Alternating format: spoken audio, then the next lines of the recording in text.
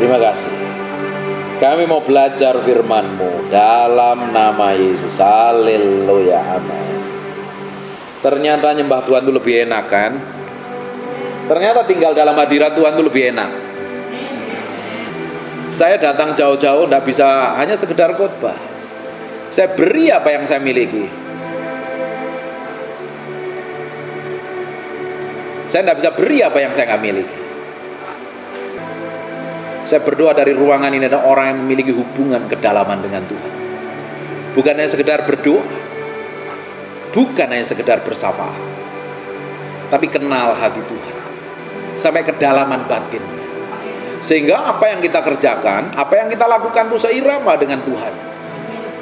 Bukan jalan mau kita sendiri, bukan ngomong semau kita sendiri, bukan bertindak semau kita sendiri, tapi ngikutin apa yang mau Tuhan. Semakin hari kita akan semakin dibawa ngerti si maunya Tuhan. Orang yang berjalan dalam hadirat Tuhan setiap hari, kelakuannya pasti berubah. Orang yang banyak berdoa, harusnya pendoa syafaat, harusnya pendoa syafaat yang paling diurapin Tuhan, karena tiap hari tinggal dalam hadirat Tuhan. Amin. Harusnya. Dan saya berdoa benar-benar seharusnya orang-orang di sini yang diurapi double porsi. Dan pasti hidupnya berubah, dampaknya berubah, kelakuannya berubah, mulutnya pun juga berubah. Tidak mungkin orang nggak kenal Tuhan dan tinggal dalam hadirat Tuhan hidupnya nggak berubah. Mustahil. Kalau orang ngaku kenal Tuhan, ngaku ngebangun keintiman dengan Tuhan, ngaku memiliki kedalaman keintiman dengan Tuhan, lebih banyak tinggal dalam hadirat Tuhan, tapi kelakuannya nggak berubah, mulutnya nggak berubah, karakternya nggak berubah, perlu dipertanyakan. Jangan-jangan dia tidur dalam hadirat Tuhan, doanya tidur, dan amin sudah 2 jam 3 jam, artinya nggak memiliki hubungan kedekatan dengan Tuhan. Kita buka di Keluaran, nggak usah buka, saya bacain saja, fokus saja ngelihat saya. Saya nggak terlalu penting, Yesus yang lebih penting. Saya nggak perlu kenalkan diri, Yesus yang harus lebih dikenal Bapak Ibu. Amin. Agak sok dengar khotbah saya. Biasanya dengar khotbah manis-manis. Keluaran 34 ayat 29. Ketika Musa turun dari gunung Sinai, kedualah hukum Allah ada di tangan Musa. Ketika ia turun dari gunung itu, tidaklah ia tahu, ya sendiri nggak ngerti loh, bahwa kulit mukanya bercahaya oleh karena ia telah berbicara dengan Tuhan. Orang yang dekat dengan Tuhan, orang yang kenal Tuhan, orang yang berjumpa dengan Tuhan pasti berubah. Tidak mungkin tidak berubah. Saulus berjumpa dengan Tuhan, berubah menjadi Paulus. Dari seorang pembunuh menjadi orang yang takut akan Tuhan, mencintai Tuhan. Dan Tuhan percayakan 3/4 perjanjian baru yang nulis Paulus. Kalau ibu-ibu dan bapak-bapak ini setiap hari berjumpa dengan Tuhan di kamar doamu, setiap hari, harusnya hidupmu berubah, mulutmu berubah, kelakuanmu berubah. Bukannya pintar berdoa saja, tapi hidup kita benar-benar mencerminkan kemuliaan Tuhan yang orang lain bisa lihat dan manifestasi melalui kehidupan kita. Kalau tidak, kekristenan kita itu palsu, menipu Tuhan, menipu orang lain, dan menipu diri sendiri. Hidup kita harus mencerminkan kemuliaan Tuhan loh. Musa ketemu Tuhan, mukanya bercahaya, mencerminkan kemuliaan Tuhan. Itu di perjanjian lama loh. Tuhan manifestasinya, terlihat kemuliaannya di dalam kemah tabernakel seperti itu di perjanjian lama. Tapi dalam perjanjian baru, tabernakelnya Bapak Ibu tahu siapa? Siapa? Halo? Kita belajar pelan-pelan ya, supaya kita ini semakin hari semakin bisa berjalan dalam kemuliaan dan berjalan dalam urapan Tuhan yang semakin hari semakin powerful dan dahsyat. Buka di Amsal 27 ayat yang ke-19. Seperti air mencerminkan wajah, demikianlah hati manusia mencerminkan manusia itu. Air, kalau kita bercermin di air, wajah kita kelihatan. Baik-baik ibu suka berdandan sebelum pergi, waktu bercermin yang kelihatan siapa? Muka kita sendiri. Demikianlah hati manusia mencerminkan manusia itu. Bapak Ibu pengen tahu dirimu seperti apa kelakuannya di dalam Tuhan? Lihat aja waktu ditekan, waktu ngadepin masalah, waktu ketemu hal yang menyebalkan dan menjengkelkan, aslinya kita keluar. Kita bisa menipu di gereja, di ibadah, dengan nyembah Tuhan, dengan doa yang panjang, dengan gemetar-gemetar, terima nubuatan udah ratusan kali. Tapi aslinya kita akan keluar waktu kita ditekan, kena masalah, kena hal yang menjengkelkan, tidak enak. Waktu hatimu disinggung, waktu engkau tidak dihargai, tidak dihormati, diperlakukan buruk orang lain, aslinya hati kita ini tercermin keluar. Yang keluar siapa? Kristus, kemuliaan Tuhan, atau diri kita yang penuh ego dan hawa nafsu yang penuh marah, tidak terima perlakuan orang lain, pingin membela diri, atau kita diam, rest in the presence of the Lord. Amin. Harusnya tambah umur kita, tambah kenal Tuhan, setiap hari berjalan dalam Tuhan, setiap hari berjalan dalam kemuliaan. Hari ini kita berjalan dalam kemuliaan, besok berjalan dalam kemuliaan, besok berjalan dalam kekudusan, besok berjalan dalam kesucian, besok berjalan dalam doa setiap hari. Bapak Ibu bayangin, seperti bola salju semakin hari semakin gulung, semakin gede, semakin gede, semakin gede. Kemuliaan Tuhan yang harusnya mencerminkan lewat muka kita itu semakin besar. Harusnya. Kira-kira kekristenan kita dahsyat nggak? Powerful nggak urapan kita? Hikmat kita powerful apa tidak? Tapi ada kenyataannya kan nggak semua orang Kristen ngalami kan? Why? Sekarang kita lihat hati manusia mencerminkan manusia itu sendiri. Sekarang buka 2 Korintus pasal yang ketiga, yang ke-18. Nggak usah buka, saya baca aja cepet-cepet ya. Dan kita semua mencerminkan kemuliaan Tuhan. Kita semua hari ini mencerminkan kemuliaan Tuhan. Banyak yang mencerminkan kemuliaannya setan, bukan mencerminkan kemuliaan Tuhan. Lihat dari mana kelakuannya. Nipu, bohong, palsu, kepahitan, sakit hati, jengkel, gak bisa terima perlakuan buruk orang lain. Harusnya kita mencerminkan kemuliaan Tuhan. Dan orang bisa lihat loh kemuliaan itu loh. Dan kita semua mencerminkan kemuliaan Tuhan dengan muka yang tidak berselubung. Dengan tidak berselubung artinya orang bisa melihat kemuliaan kita kemana kita pergi. Lihat Yesus yang manifestasi dalam kehidupan kita. Ibu-ibu yang paling bisa melihat manifestasi Yesus dalam hidupmu adalah suamimu. Lihat kemuliaan Tuhan apa tidak? Saya tidak akan menjadi hamba Tuhan kalau istri saya nggak bahagia dengan hidup saya. Saya bisa khotbah teriak-teriak kayak begini, keluar kota terus-terusan, bikin ibadah A, B, C, D, F, G. Percuma saya lakukan itu kalau istri saya nggak bahagia dengan hidup saya. Saya nipu orang lain. Dan saya pastikan setiap hari istri saya bahagia. Karena dia yang tahu persis hidup saya seperti apa. Dia yang nikmatin hidup saya setiap hari. Dari bangun tidur sampai mau tidur lagi. Hidupmu bisa dinikmatin orang lain di sekitarmu apa tidak? Hari ini orang bahagia nggak dengan hidup? Orang menikmati Tuhan nggak melalui hidup kita? Bayangin, kita bisa ibadah ke gereja, kita bisa gemetar-gemetar tumangi tangan pendeta, ditiup pendeta rebah berkali-kali. Datang ibadah A, B, C, D, F, G, pendeta yang urapan sampai pendeta nggak urapan. Dari pendeta gembuk sampai pendeta kurus, pendeta gondrong sampai pendeta gundul. Tapi hidup kita nggak pernah berubah. Harusnya ada yang perlu dipertanyakan. Jangan-jangan kita hanya sekedar ibadah tapi nggak memiliki hubungan kedekatan dengan Tuhan. Makanya saya bilang orang yang memiliki hubungan kedalaman dengan Tuhan, seperti Musa berjumpa dengan Tuhan 40 hari di Gunung Sinai. Turun kemuliaan Tuhan itu manifestasi melalui mukanya.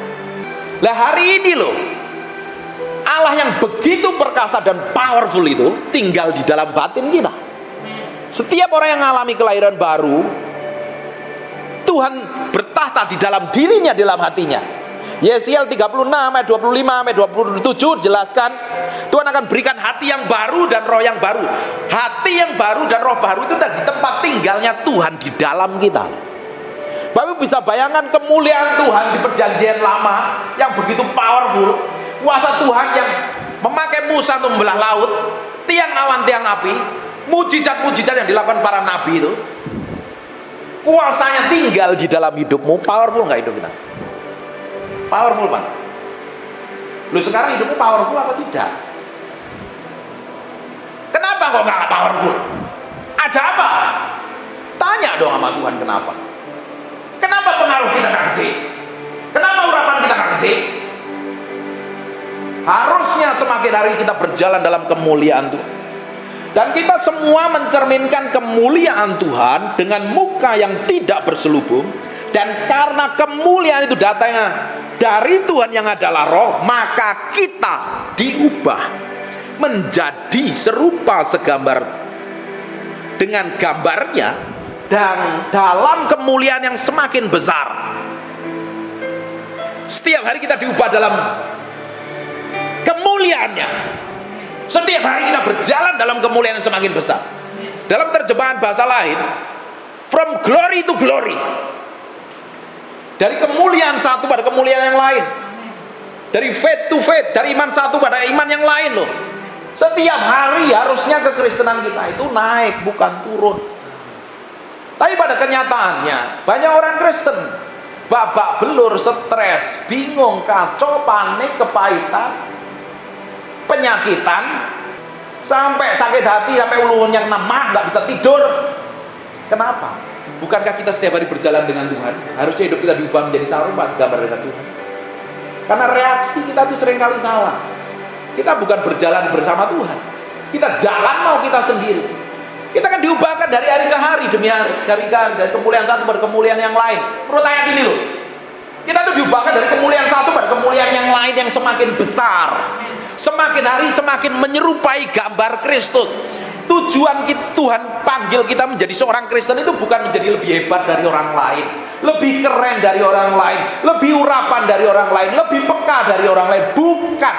Tujuan pertama kali kita diubah menjadi serupa segambar dengan Tuhan. Makanya banyak orang Kristen salah prioritas. Dia ingin lebih hebat, lebih kaya dari orang lain, lebih keren dari orang lain, khotbahnya lebih bagus dari orang lain. Salah. Sehingga motivasinya salah, hasilnya salah. Kalau tujuan kita diubah menjadi serupa segambar dengan Allah, dan dalam kemuliaan semakin besar kita berjalan setiap hari dalam kemuliaan semakin besar, hidupmu berubah. Pasti berubah. Kelakuanmu berubah, mulutmu berubah, sikapmu berubah, dan orang di sekitarmu menikmati Tuhan. Terutama pasangan hidupmu yang punya suami, yang punya istri-istrimu, terus anak-anakmu, mantu dan mertuamu, besanmu pun juga menikmati Tuhan. Kira-kira powerful nggak hidup kita? Hah? Halo, bentar lagi makan siang ya. Sebelum makan siang kita kasih makan agak keras. Dengerin baik-baik. Sekarang buka di 1 Korintus 3 ayat yang ke-17. Dengerin baik-baik. Dulu kemuliaan Tuhan tinggalnya di situ. Di tabernakel, di tabut. Tapi hari ini kita lihat 1 Korintus 3 ayat yang ke-17. Jika ada orang yang membinasakan bait Allah, maka Allah akan membinasakan dia. Sebab bait Allah adalah kudus, dan bait Allah itu ialah you and me. Powerful nggak hidup kita? Tuhan yang begitu berkuasa dan dahsyat itu tinggal di dalam diri kita. Harusnya setiap orang Kristen benar apa yang dikatakan Yesus loh. Engkau akan melakukan perkara-perkara yang lebih besar dari pernah yang kulakukan. Tapi pada kenyataannya banyak orang Kristen memble. Orang Kristennya memble, pendetanya memble, jemaatnya memble. Terus Kristen pelongo-pelongo dari tahun ke tahun gak ngerti firman. Bagaimana bisa memenangkan hati Tuhan? Bagaimana bisa menyenangkan hati Tuhan? Bagaimana bisa memenangkan banyak jiwa? Bagaimana hidupnya memiliki pengaruh, otoritas, dan kuasa Tuhan? Bayangkan Bapak Ibu, kalau Bapak Ibu setiap hari memiliki hubungan kedalaman dengan Tuhan di kamar doamu, datang ke nyembah seperti ini, hadiratnya begitu tangible dan tajam, kuat dan powerful sekali. Kenapa? Sudah terbiasa tinggal dalam hadirat, ngumpul sama orang yang frekuensinya sama, nyembah Tuhan, tambah powerful. Ketemu orang yang masih babak belur hidupnya, orang itu dijamah Tuhan karena hadirat Tuhan yang begitu powerful. Hadirat Tuhan yang kita butuhkan setiap hari. Musa itu ngalami begini nih. Di Keluaran 33 ayat 4, dalam terjemahan bahasa Inggris itu bagus sekali. Bapak Ibu dengerin bisa bahasa Inggris nggak? Saya juga kurang pintar bahasa Inggris. Bahasa Inggris from Tegal agak nggak jelas. Tapi saya mau bacain. My presence shall go with thee, and I will give. Hadiratku akan menyertai kamu kemana engkau berada loh. Tapi banyak orang nggak mau tinggal dalam hadirat Tuhan, nggak disertai hadirat Tuhan sendiri, disertai hadirat dirinya sendiri. Tuhannya bukan Allah Bapa, Putra, dan Roh Kudus, tetapi aku, diriku dan saya, me and myself. Sehingga orang itu jadi keras kepala, susah diatur, susah dinasihati, maunya sendiri, jalan maunya sendiri, gampang tersinggungan, fokusnya pada diri sendiri. Dan orang-orang kayak begini, yang manifestasi bukan kemuliaan Tuhan, tapi dirinya sendiri. Dan orang-orang kayak begini biasanya menjadi batu sandungan. Even orang itu sekalipun punya gelar pendeta. Mendingan kita nggak punya gelar pendeta, tapi setiap hari kita berjalan dalam hadirat Tuhan. Dan orang sekitar kita bisa menikmati hadirat Tuhan. Karena hadirat Tuhan menyertai kemanapun kita pergi. Ke pasar, ke toko, ke pabrik, ke kantor, ketemu orang, ngopi. Hadirat Tuhan menyertai kita, dan orang-orang akan dilawat Tuhan secara dahsyat. Ini dengerin baik-baik. Akhir zaman Tuhan akan mencurahkan urapannya double porsi. Dan hanya orang yang didapatin haus dan lapar, pingin kenal Tuhan, pingin ngalami Tuhan, orang itu akan dilimpahi kekuatan dan kuasa yang powerful sekali. Kalau nggak memiliki rasa haus dan lapar, ya dari tahun ke tahun tetap sama, tidak pernah berubah, tambah buruk kelakuannya, tambah jelek. Sekarang buka di 1 Korintus 6 ayat yang ke-19. Atau tidak tahukah kamu bahwa tubuhmu adalah bait Allah, Roh Kudus yang diam di dalam kamu, Roh Kudus yang kamu peroleh dari Allah, bahwa kamu bukan milik kamu sendiri. Katakan, hidup saya bukan milik saya sendiri, tapi miliknya Yesus. Harusnya kalau miliknya Yesus, kita nggak bisa bertindak semau kita sendiri. Kita harus ngikutin maunya dia. Tuhan ngomong apa, lakuin. Tuhan ngomongnya apa, saya nggak dengar suara Tuhan. Baca firman setiap hari. Tuhan ngomong lewat firman. Orang saya berdoa juga tadi tanya, Bapak sering dengar suara Tuhan? Nggak dengar saya. Orang saya doa sering dengar suara nyamuk dan cicak malahan. Tapi saya dengar firman, suara firman tiap hari lewat Alkitab. Nggak usah cari suara Tuhan yang aneh-aneh. Belajar firman, hidupin kelar. Ngapain cari suara Tuhan lewat nubuatan dan lain-lain? Hai anakku, bukan ketemu anakku, nanti ketemu mertuamu malahan. Ngerti gak ini? Kita mesti belajar firman setiap hari, bergaul dengan firman, kita hidupin firman, bergaul dengan firman. Semakin hari masuk dalam dimensi kedalaman hubungan dengan Tuhan. Bapak ibu ini suka baca buku nggak? Nggak suka. Jangan-jangan kalau nggak suka baca buku juga nggak suka baca Alkitab loh. Kan sama-sama baca. Tapi rata-rata orang Indonesia itu nggak suka baca buku. Makanya toko buku Kristen pada yang bangkrut. Kalau orang Kristen ke toko buku yang dibeli pernik-pernik, gantungan kunci lah, tempelan di tembok lah, buku nggak laku.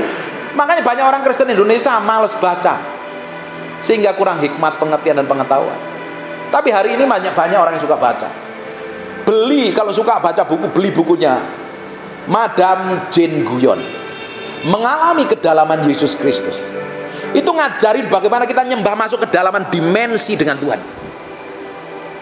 Berdoa bukan di pelataran, tapi masuk sampai kedalaman hati Tuhan sendiri. Kita nggak fokus pada diri kita sendiri, tapi kita fokus pada hati Tuhan dan maunya Tuhan. Sehingga kita ini berjalan setiap hari, langkah demi langkah, setiap hari berjalan seperti yang Tuhan mau dan Tuhan inginkan. Pasti hidupmu berubah. Bapak Ibu, kalau kita meluangkan waktu setiap hari bergaul dengan Tuhan, setiap hari, satu hari kan lebih banyak waktu kan sekarang, kan ada 24 jam. Coba sisihin waktu 2 jam, kunci kamarmu, nyalain AC-mu, kalau panas nyalain kipasmu. Tapi kalau 2 jam nyalain kipas, nanti kamu masuk angin. Surabaya panas lagi ya. Gak apa-apa, yang penting bisa berdoa dan nyembah Tuhan. Dengerin baik-baik, lakukan itu setiap hari. Pengen kenal Tuhan, pengen ngalami Tuhan, masuk dalam penyembahan. Lama-lama kita gak fokus pada diri kita sendiri, fokus kita sama Tuhan. Kalau Bapak Ibu dikhotbahin kan biasa, semua orang bisa khotbah. Di Surabaya kurang pengkhotbah. Apa? Banyak pendeta-pendeta hebat di Surabaya, ngapain ngundang saya?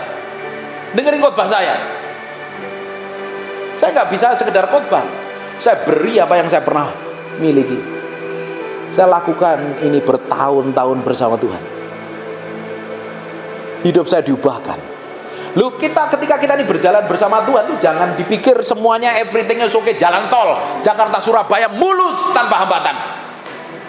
Tahu nggak orang berjalan bersama Tuhan tuh naik dan turun? Saya nggak sebutin ayatnya, tapi ada ayatnya. Saya nggak mau bahas di sini. Kadang Tuhan bawa ke dalam masa-masa kekeringan. Waktu kita nyembah Tuhan, berdoa sama Tuhan, di kamar doa kadang kita itu kering loh rasanya. Terus apa kalau rasa kering terus kita tutup haleluya terus kita nonton film Korea? Mau doa ada hadirat Tuhan, mau doa nggak ada hadirat Tuhan, mau ngerasain atau nggak ngerasain, mau merinding nggak merinding, tetap sembah Tuhan, continue. Ujung hidupmu akan memiliki dampak dan otoritas. Nanti waktu kita berjalan dalam hadirat Tuhan, setiap hari berjalan dalam hadirat Tuhan, semakin kita mati terhadap diri kita sendiri. Nggak peduli dengan apa yang aku pakai, apa yang aku miliki, yang penting aku berjalan seperti yang kau mau saja Tuhan. Hatiku, hidupku itu hanya milikmu. Waktu kita nggak fokus lagi pada diri sendiri. Kalau orang Jawa itu bilang mati terhadap keakuan ego. Kita mati terhadap diri kita sendiri, dan kita hidup hanya untuk menjalani apa yang Tuhan mau. Tambah hari hidup kita tambah berubah, tambah dahsyat, tambah powerful. Setiap kata-kata yang keluar dari mulutmu punya kuasa dan otoritas, powerful dan dahsyat. Nah, kuasa urapan itu tidak didapat karena pendeta yang suka nubuat, pendeta yang urapan, diundang pendeta Benihin ke sini tumpangi tangan gelebak semuanya. Itu nggak seperti itu. Urapan itu didapatkan, dihasilkan karena kita memiliki hubungan pergaulan dengan Tuhan. Waktu kita ditumpangi tangan pendeta itu hanya sementara urapan, ditransfer urapan. Tapi urapan yang mengalir dalam dari kita ini adalah karena kita memiliki pergaulan intim dengan Tuhan. Makanya saya bilang ya, orang yang memiliki pergaulan intim dengan Tuhan, orang yang memiliki pergaulan intim dengan Tuhan itu pasti berubah. Karena ketemu dengan Tuhan, mulutnya berubah. Biasanya ngomel, bawel, cerewet yang luar biasa. Apalagi ibu-ibu ini, hal yang gak perlu diomongin, gak usah diomongin. Ngapain diomongin? Hanya membuat dosa saja. Apalagi gampang tersinggung dan gampang marah. Dengerin baik, marah tidak pernah menyelesaikan apa-apa di hadapan Tuhan. Tidak ada gunanya sama sekali. Semakin orang kenal Tuhan itu karakternya berubah, kelakuannya berubah. By proses. Pengen sabar, ini pulang ketemu orang jengkel. Pengen urapan Tuhan, bangun keintiman dengan Tuhan. Ada harga yang harus kita bayar bersama Tuhan. Keselamatan is free. Tapi untuk mempertahankan keselamatan kita tuh perlu pikul salib, sangkal diri, mati daging. Ya kita terima Yesus langsung mati ya diselamatkan. Lah setelah terima Yesus kita masih hidup kan kita mesti berjuang setiap hari. Kalau nggak daging ini kan yang ngontrol dan mengendalikan. Orang disuruh doa aja ngantuk kan sering. Apalagi suruh baca firman. Nggak ada yang ngaku. Ibu-ibu yang cantik-cantik jelita ini, daging ini kan perlu disalibkan setiap hari kan. Kalau kita ketemu orang yang bencekno, kata orang Surabaya, bencekno banget, biasanya kita langsung bereaksi salah kan. Tapi kita kan bereaksi benar seperti Tuhan mau kan. Benar apa enggak? Kok kayaknya kudus suci tak bercacat celah semua di sini. Ayo, benar apa enggak? Lu kita dengar firman ini kan prakteknya dalam hidup hari-hari kan. Waktu ketemu orang nyebelin, anak yang nyebelin, mantu yang nyebelin, cucu yang kadang jengkelin, belum tetangga, belum orang lain yang jengkelin. Coba lihat reaksi kita seperti apa. Nah Tuhan tuh bentuknya lewat itu loh, hal yang kecil itu. Tuhan bentuk kita itu bukan langsung dari surga. Oh ya anakku, engkau akan berubah. Enggak seperti itu wayang kulit atau ketoprak. Tuhan bentuk kita itu lewat hal yang masuk akal. Katakan masuk akal. Hidup hari-hari. Tuhan bentuk kita semakin hari semakin diubah menjadi serupa segambar dengan Tuhan dalam kemuliaan yang semakin besar, yang semakin besar. Bangun dimulai dengan keintiman dengan Tuhan. Waktu kita mulai membangun keintiman dengan Tuhan, Tuhan mulai proses koreksi sampai kedalaman batinmu yang busuk, yang jelek, yang jatuh dicabut sampai ke akar-akarnya. Karena itu yang menghalangi kuasa Tuhan bekerja dalam kita secara dahsyat dan powerful. Dengerin baik-baik. Sampai hari ini mata Tuhan menjelajah ke seluruh bumi, mencari orang-orang di Surabaya nih, di kota apa ini namanya? Darmo, kenjeran, babatan. Didapati ada orang yang sungguh hati terhadap dia, mengasihi dia dengan sepenuh hati. Kalau mengasihi Tuhan itu bukan hanya di mulut. Tuhan, I love you, I love you, I love you, I praise you, I worship you. Nangis, lapin lagi, nangis lagi. Mengasihi Tuhan itu nggak seperti itu. Dari praktek hidupmu melakukan firman apa tidak. Oh berat ya khotbahnya ya, belum makan siang ya. Tapi kasih steak dulu supaya menyenangkan hati Tuhan kita. Amin. Kok menyenangkan Tuhan datang ibadah itu loh. Orang banyak ibadah pulang mikirin makan. Tadi di belakang siapin apa ya? Ada rendang, ada rawon, ada soto enggak ya? Lagi khotbah lu bisa mikirin makanan. Terus dibilang ibadah seperti itu.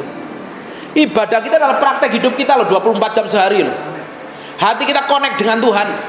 Hati kita bisa connect dengan Tuhan itu perlu dilatih. Di kamar doa kita setiap hari. Kalau enggak ngomong, Pak, doa adalah napas hidupku, bohong, napasku bau pete dan jengkol. Orang kan banyak orang yang ngomong ini doa napas hidupku. Yakin orang nggak pernah meluangkan waktu hubungan intim dengan Tuhan. Bapak suami istri, kalau sayang, kalau sering ditinggal-tinggal, komplain nggak ibu? Kelayapan sama temennya, komplain nggak? Tinggal mancing gitu. Bapak suka mancing, di Surabaya nggak ada orang suka mancing ya. Saya sama istri saya itu kebetulan suka mancing tapi sudah bertobat. Dulu suka mancing, sekarang udah jarang. Suami istri kalau ngomong dicuekin, jengkel kan. Ibu baru ke salon, ibu-ibu yang cantik-cantik ini baru ke salon, dandan terus lewat depan muka suaminya. Suaminya sibuk main handphone.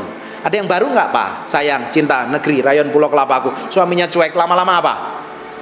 Komplain apa enggak? Lo orang cinta, orang sayang tuh beri waktu loh. Beri pikiran, beri perasaan, beri pengorbanan. Kalau kita cinta sama Tuhan, terus cinta kita ekspresikan dengan ibadah, yakin itu cinta. Terus hari biasa di luar ibadah kita nggak peduli dengan Tuhan, kita mikirin yang lain, kita mikirin hal yang nggak penting bahkan. Oh benar cinta Tuhan seperti itu. Kalau cinta Tuhan kita mesti luangkan lebih waktu banyak. Apalagi dulu, tante. Pasti dulu waktu masih mudanya, waktu jatuh cinta sama suaminya, seneng kan kalau dideketin suaminya, apalagi pacaran gitu, seneng kan? Seneng banget, maunya nempel terus. Lalu kita ngaku cinta Tuhan, oh kita nggak pernah bangun keintiman dengan Tuhan. Kamu tuh cinta sama siapa? Cinta palsu. Cintanya kalau ada kebutuhan, lagi stres, bingung, panik, kacau, bisnisnya kacau, keuangannya kacau, anaknya pada liar semuanya, mulai kena sakit penyakit, datang kepada Tuhan. Lah dianggap Tuhan itu apa? Katanya Tuhan adalah kekasih jiwaku, pujaan hatiku. Kasihlah Tuhan dengan alamu, dengan segenap hatimu, dengan segenap jiwamu, segenap kekuatanmu. Tapi kita nggak pernah membangun keintiman dengan Tuhan. Cinta kita itu palsu. Itu sudah kayak begitu pingin dipakai Tuhan. Dipakai Tuhan dari Hong Kong. Mana bisa orang model kayak begini dipakai Tuhan? Orang yang mau dipakai Tuhan sampai hari ini didapati adalah orang yang mati terhadap dirinya sendiri. Sepanjang 2022 saya ngomong pikul salib, sangkal diri mati daging. Dengerin khotbah saya di YouTube. Saya selalu ngomong pikul salib, sangkal diri mati daging. Karena kita akan menikmati di tahun depan adalah tahun promosi dan peninggian. Orang dunia boleh babak belur katanya, gelaplah, pusinglah, banyak malapetaka lah, banyak bencana. Itu orang dunia diserahkan, orang dia nggak kenal Tuhan, nikmatin bencananya. Dong kita di dalam Tuhan menikmatin promosi peninggian yang datangnya dari Tuhan. Amin. Kita itu berjalan sama Tuhan itu naik, bukan turun, bukan ngeflow. Siapa yang bilang ngeflow? Ikut Tuhan kok ngeflow? Ngeflow kemana? Ngeflow begini-begini. Ngeflow ngikutin aliran air. Air kemana? Ke bawah bukan? Bagaimana kalau campur got? Bagaimana kalau campur kotoran kamar mandi dan lain sebagainya? Jalan bersama Tuhan itu naik. Kadang di bawah turun. Untuk dites, diuji hati kita seperti bangsa Israel. Bangsa Israel setelah jadi budak dengan langsung di tanah bawah perjanjian, dilewat padang gurun dulu. Ternyata hatinya nggak sama Tuhan. Hatinya masih memikirin bawang bombay dan semangka di Mesir, daging yang di depan kuali. Akhirnya padahal mau disiapin tanah penuh susu dan madunya. Sudah keluar dari Mesir, tapi Mesir nggak pernah keluar dari hati orang Israel. Kerjanya ngomel, gerutu, nggak pernah bergaul itu dengan melihat dengan mata kepala sendiri kemuliaan Tuhan loh. Pagi, siang, sore, malam loh. Tiang awa dan tiang api. Malaikat masain roti instan dari oven dari surga sendiri. Masih dablek, ngeyel, ngotot. Kan kurang ajar itu. Di Korintus 1 Korintus 10, Bapak Ibu nanti baca. Bangsa Israel melakukan kejahatan. Kejahatannya orang Israel yang dilakukan di zaman itu jadi peringatan untuk orang-orang akhir zaman loh. Jangan kita niru sama mereka loh. Seperti mereka loh. Supaya kita ini tiap hari melihat kemuliaan Tuhan, berjalan dalam kemuliaan, hidup kita didapatin menjadi berkenan di hadapan Tuhan. Kan yang kita kejar hari ini berkenanan Tuhan. Betul apa enggak? Buat apa saya ini khotbah? Pagi, siang, sore, malam, kadang khotbah sehari 3 kali lah. Terus saya mati ditolak Tuhan, ini buat apa? Tidak ada gunanya sama sekali. Uang kita yang kita kejar suatu hari didapatin. Hambaku yang baik, silakan masuk meja perjamuan kawin anak. Semuanya di sini. Jadi orang kekasih Tuhan. Orang mengasihi Tuhan itu bukan di mulut, tapi praktek hidupnya. Kita mengasihi, saya mengasihi istri saya. Saya bilang tiap hari itu I love you sama istri saya. Puluhan kali, ini I love you setiap hari. Kok tambah hari tambah cantik, tambah luar biasa. Aku sayang sama kamu. Tidak hanya bilang I love you. Saya kasih uang belanja, saya kasih makan yang enak, saya kasih tempat tinggal yang enak. Lah cinta itu kan perlu pengorbanan. Lah Tuhan kan nggak mau duitmu. Yang mau duitmu kan pendeta, gereja yang mau duitmu. Tuhan mau hatimu dulu. Saya juga nggak pengen duitmu. Tuhan mau hatimu. Jadi korban yang berkenan di hadapan Tuhan. Karena kita ini baitnya Tuhan. Makanya kita ini barang siapa membinasakan bait Allah, ujungnya berurusan dengan Tuhan kan. Karena setiap orang Kristen itu adalah baitnya Tuhan. Kita mesti sadarin itu ya.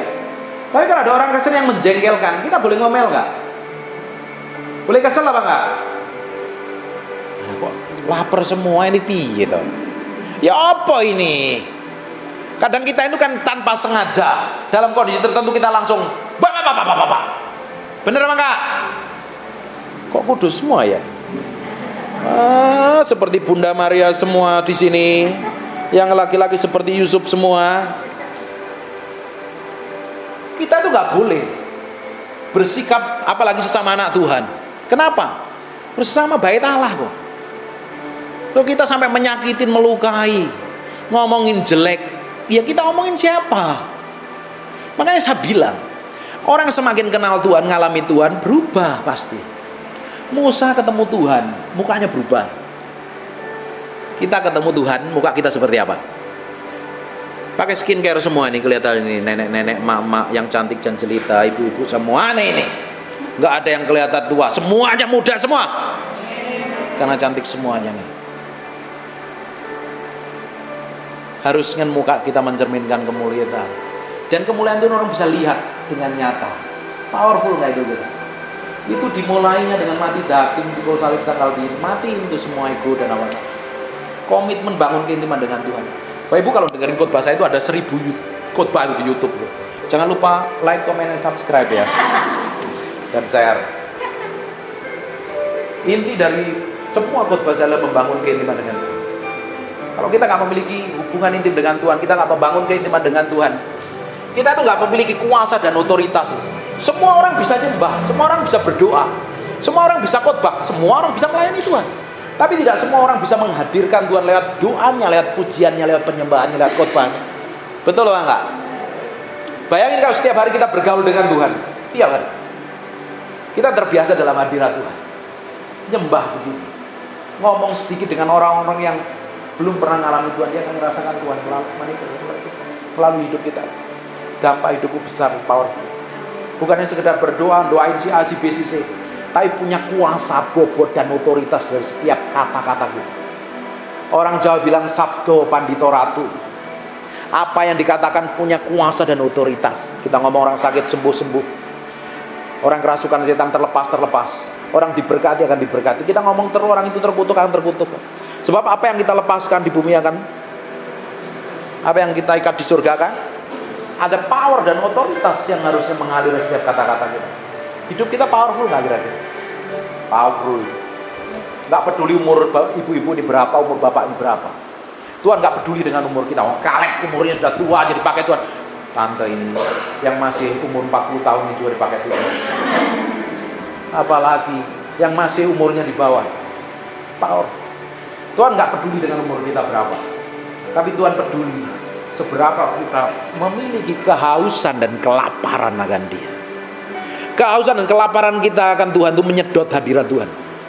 Seperti spon dicelupkan ke air, nyedot hadirat Tuhan. Hanya rasa haus dan lapar. Orang yang haus dan lapar, dia akan memprioritaskan Tuhan sebagai yang utama dan terutama. Orang berdoa kan punya alasan kan. Pak aku sibuk, Pak aku ini. Itu tinggal bicara prioritas saja. Siapa yang menjadi utama terutama dalam hidup kita? Tuhan? Atau pekerjaan? Atau suami? Atau hobi? Atau yang lain? Pilihanmu sendiri. Amin. Itu perlu dibangun setiap hari. Dibangun setiap hari. Nah, semakin kita mau pikul salib sangkal diri mati daging, itu dimulainya dari mana? Waktu kita ini tiap hari masuk dalam hadirat Tuhan, kan berdoa nyembah Tuhan, betul nggak? Setiap hari kita bangun keintiman, nyembah Tuhan sejam 2 jam di kamar doa Bapak Ibu. Kira-kira masih sempat bikin dosa Bang? Sempat nggak? Terus keluar dari kamar, kan hadiratnya masih nempel sama kita kan? Bisa nyembah bahasa rohim, mata kara lama senemete bepiana manaralamu. Ibidi bikianamo syananalamo siribie 2 jam nyembah. Hikinamo syanamanibiye nyembah. Hiribi pianamo di kamar doamu nyembah sendiri. Huribika bahasa Arab bisa dinyanyikan. Hinamo sinimia. Aku sembah Engkau, aku tinggikan Engkau, aku muliakan namamu di kamar doamu. Keluar kamar, hadiratnya masih tetap nempel. Bisa ngobrol sama suami, bisa ketemu tetangga, hatimu masih tetap meluap dengan pujian dan penyembahan. Hinaramo sinimikiana lamayase sinamo nyembah terus tiap hari. Hunamoso, saya nyanyi pakai bahasa roh, ngerasain hadirat Tuhan kan. Hukibidibies yanamose, hibidibipianamo, nyembah terus setiap hari. Hukanaralama, hiniminianama, semakin indah penyembahan. Aku mencintaimu, mengasihimu. Sempat berbuat dosa, sempat ngeyel dan marah-marah, sempat sakit hati apa enggak? Setiap hari nyembah Tuhan, koneksi sama Tuhan. Lama-lama mati daging, lupa dengan diri sendiri dan ingatnya hadirat Tuhan. Setiap hari dibangun, setiap hari dibangun, setiap hari dibangun. Hidup ibu suatu hari ketemu orang tumpang tangan orang sakit, dan orang sakit akan disembuhkan. Power. Sambil nyetir, sambil masak, sambil jalan, sambil ngapain, apapun juga Bapak Ibu lakukan. Aku mengasihimu, aku berikan hatiku untukmu. Engkau yang ku cintai, engkau yang ku kasihi. Aku menyembahmu, dari dasar hatiku mengasihimu.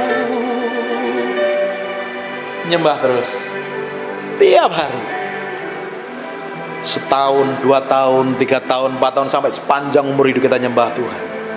Dan suatu hari kita akan didapati menjadi orang yang nempel sama hadirat Tuhan. Kuat hadirat, kuat katamu penuh kuasa dan otoritas. Semua tindakanmu sesuai dengan kemauan Tuhan dan kehendak Tuhan. Dan kuat, urapan semakin kuat loh. Karena kita terbiasa dengan hadirat Tuhan, kita nyembah dengan hal biasa. Hinamo sinimie namoso hinimie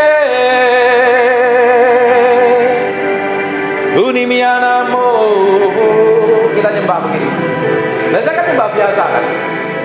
Tapi ibu ngerasain hadirat Tuhan kan, yang mengalir dari kata-kata saya coba biasa loh. There's a powerful penyembahan, mazmurmu, pujianmu, kata-katamu, apalagi doamu begitu berkuasa. We love you, we praise you. Engkau ajaib Tuhan. Dengerin baik-baik. Lakukan ini setiap hari. Beri hatimu, beri hidupmu, beri pikiranmu, beri perasaanmu sepenuhnya untuk Tuhan. Setiap hari belajar mati daging, pikul salib, sangkal diri. Belajar mengendalikan emosi dan amarahmu ketika waktu ditekan menghadapi impitan persoalan. Menyerah sepenuhnya dalam hadirat Tuhan. Setiap hari kau berjalan dalam kehendaknya. Hati-hati sekali kau bertindak. Mau ngomong pun gak mau ngomong sembarangan. Apalagi ngambil keputusan, tidak mau sembarangan. Selalu tanya Tuhan, ini menyenangkan hatimu apa tidak? Ini kira-kira namamu dipermuliakan apa tidak?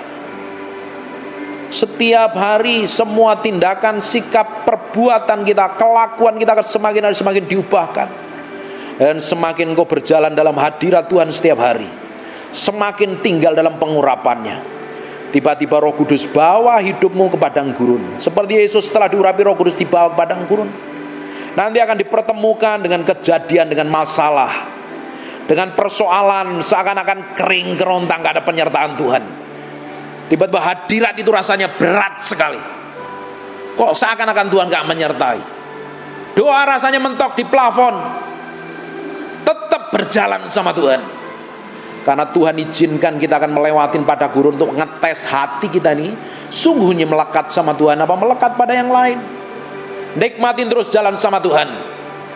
Doa terus, mau ngerasain hadirat atau nggak ngerasain hadirat, mau Tuhan ngomong atau Tuhan nggak ngomong, tetap bangun keintimanmu setiap hari. Bangun keintiman itu setiap hari. Komitmen berjalan bersama Tuhan. Tiba-tiba kita dibawa naik level, dipromosi, mulai disingkapkan segala sesuatu, dibukakan jalan, diberkati, dan tetap jaga hatimu tetap berkenan di hadapan Tuhan. Jangan meninggikan diri. Jangan merasa pintar, jangan merasa hebat. Jangan merasa diurapi.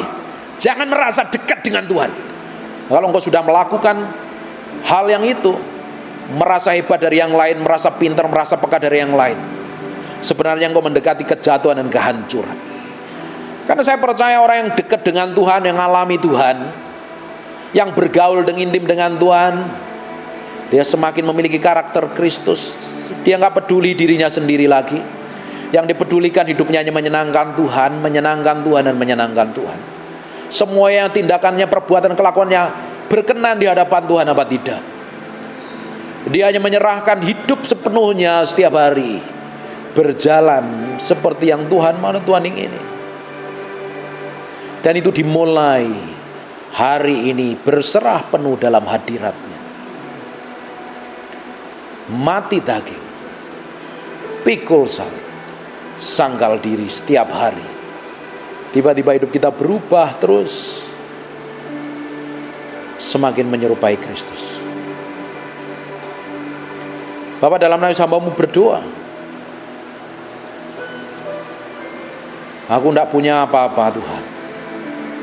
Aku hanya punya kerinduan, kehausan, dan kelaparan akan Engkau lebih dari yang lain. Aku hanya ingin kenal pribadi-Mu dan ngalami Engkau. Cintaku tidak pernah berkurang sedikit pun sejak aku mengalami kelahiran baru sampai hari. Itu yang aku miliki dan aku lepaskan. Ini hal yang sama mengalir dalam setiap orang dalam ruangan ini. Aku impartasikan urapan itu turun. Now in Jesus name. Jamah. Dan aku lepaskan urapan ini. Rasa haus dan lapar akan Tuhan. Pingin ngidam dengan Tuhan. Bergaul intim dengan Tuhan. Setiap hari. Dan aku lepaskan urapan ini. Dan aku impartasikan ini mengalir setiap orang dalam ruangan ini, dalam nama Yesus. Setelah mereka pulang dari ruangan ini, mereka memiliki rasa haus dan lapar akan Tuhan, lebih dari sekedar biasanya. Ajarin mereka bayar harga, ajarin mereka pikul salib, mati daging, mati terhadap keakuan dan egonya, mati terhadap dirinya sendiri, sehingga hidupnya milik Kristus sepenuhnya, bukan milik sendiri.